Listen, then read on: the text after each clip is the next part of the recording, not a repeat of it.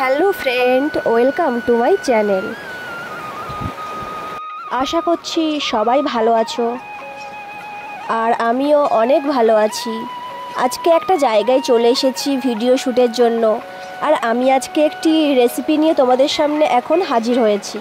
আজকের রেসিপিতে থাকবে কুমড়োর ডাঁটা দিয়ে বেগুন আলু চিংড়ির রেসিপি। এই রেসিপিটি তোমরা যদি ঘরোয়া পদ্ধতিতে বানাতে চাও তাহলে আমার এই ভিডিওটি সম্পূর্ণ দেখতে থাকো। তার জন্য আমি প্রথমে নিয়েছি বেগুন, নিয়েছি কুমড়ো শাক, ডাঁটাও রয়েছে, তোমরা দেখতেই পাচ্ছ। এটা আমাদের গাছের শাক, গাছের কুমড়ো শাক। আর নিয়েছি আলু। এগুলি আমি ভালোভাবে ধুয়ে পরিষ্কার করে কেটে নিয়েছি। তোমরা এই রেসিপিটি যদি আগে কখনো খেয়ে থাকো তাহলে আমাকে কিন্তু জানাতে ভুলবে না।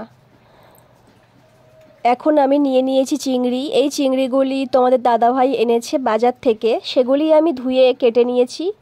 এখানে মাখিয়ে দিয়েছি হলুদ। এবারে আমি কড়াইতে পেঁয়াজ ভেজে নিলাম। এই যে শাকটা, এটাও ফেলে দিলাম আমি কড়াইতে। চিংড়িতে আমি হলুদ আর লবণ মাখিয়ে দিয়েছিলাম, তো এখন আমি সবজিটা ফেলে দিয়েছি কড়াইতে। এই সবজিগুলি আমি ভালোভাবে নেড়ে নেড়ে ভেজে নিচ্ছি। তোমরা দেখতে থাকো ভিডিওটি, আশা করছি ভালো লাগবে। খুব সুস্বাদু একটি রেসিপি হতে চলেছে, অবশ্যই তোমরা বাড়িতে চেষ্টা করবে আমার এই ভিডিওটি দেখে। আর আমি এখানে ফেলে দিলাম আদা কুচি, রসুন কুচি, পরিমাণ মতো লবণ দিয়ে আমি নাড়তে থাকবো। নাড়তে নাড়তে তোমাদের সাথে গল্প করা যাক। আমাদের এখানে না প্রচণ্ড বৃষ্টি হচ্ছে আজকের দিনে। তো তোমাদের ওখানেও কি বৃষ্টি হচ্ছে? আমাকে অবশ্যই কমেন্টে জানাবে। এখানে আমি লবণটা ব্যবহার করলাম। আমি আগেই বলে দিয়েছিলাম যে স্বাদ মতো লবণ দিয়েছি, ওটা আমি এখনই দিলাম। তোমরা নিশ্চয়ই দেখতে পাচ্ছ। ভালোভাবে আমি সবজিগুলি ভেজে নেব। দিয়ে দিলাম হলুদ গুঁড়ো। এবার আমি ভালোভাবে নেড়ে নেব যাতে গায়ে মিশে যায়। আচ্ছা, এখানে জিরেটা আমি ব্যবহার করিনি, তোমরা চাইলে এখানে জিরে ব্যবহার করতে পারো। বন্ধুরা, তোমরা তো সবাই জানো আমার 5K কমপ্লিট হয়েছে। সবই তোমাদের জন্য। তোমরা আমার পাশে ছিলে, তাই জন্য আমি কমপ্লিট করতে পেরেছি।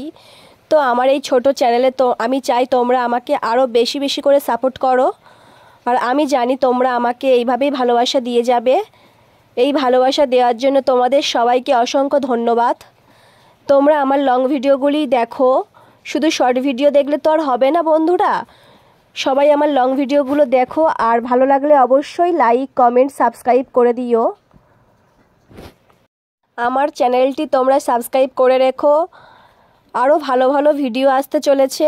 আর তোমরা কে কেমন ভিডিও চাইছো আমাকে কমেন্টে জানাবে। আমিও চেষ্টা করব তোমাদের ইচ্ছাটা পূরণ করার। এখন আমার তরকারি হয়ে এসেছে, তাই আমি জল ঢেলে দিলাম। এবারে জলটা দিয়ে আমি নাড়তে থাকবো। নাড়ার পরে আমি কিছুক্ষণের জন্য এটি চাপা দিয়ে রেখে দেব, যেটা আমি আর তোমাদেরকে দেখালাম না। বন্ধুরা দেখো, এখন আমার এই তরকারি সিদ্ধ হয়ে এসেছে প্রায়, তাই জন্য আমি ফেলে দিলাম লঙ্কা। এখানে আমি গুঁড়ো লঙ্কা ব্যবহার করিনি, এখানে আমি কাঁচা লঙ্কা ব্যবহার করেছি। তোমরা চাইলে গুঁড়ো লঙ্কাও ব্যবহার করতে পারো। তোমরা কে কে চিংড়ি মাছ খেতে ভালোবাসো আমাকে জানাবে। আমি তো ভীষণই ভালোবাসি এই চিংড়ি মাছ খেতে। দেখো বন্ধুরা, চিংড়ি মাছের গল্প করছি আর চিংড়ি মাছ চলে এসেছে। চিংড়িগুলো আমি আগে থেকেই ভালোভাবে লাল লাল করে ভেজে নিয়েছিলাম, সেটা তোমাদেরকে আমি দেখাতে পারিনি। তোমরা এমনভাবে চিংড়ি মাছগুলি আগে থেকে ভেজে নেবে। এবারে আমি আগে থেকে ভেজে রাখা চিংড়ি মাছগুলি একটা একটা করে দিয়ে দেব তরকারিতে। এবারে আমি নাড়তে থাকবো। খুবই সুস্বাদু একটি রেসিপি হতে চলেছে। তোমরা ভিডিওটি দেখো, আর ভালো লাগলে কি করতে হবে, ভালো লাগলে অবশ্যই লাইক, কমেন্ট, সাবস্ক্রাইব করে দিও।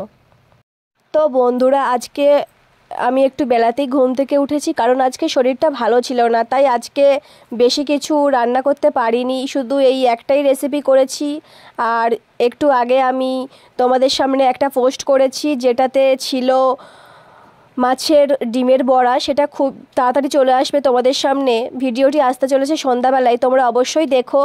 আর গল্প করতে করতে আমার এই রেসিপিটি প্রায় হয়েই এসেছে। তো ভিডিওটি ভালো লাগলে অবশ্যই লাইক, কমেন্ট, সাবস্ক্রাইব করে দিও।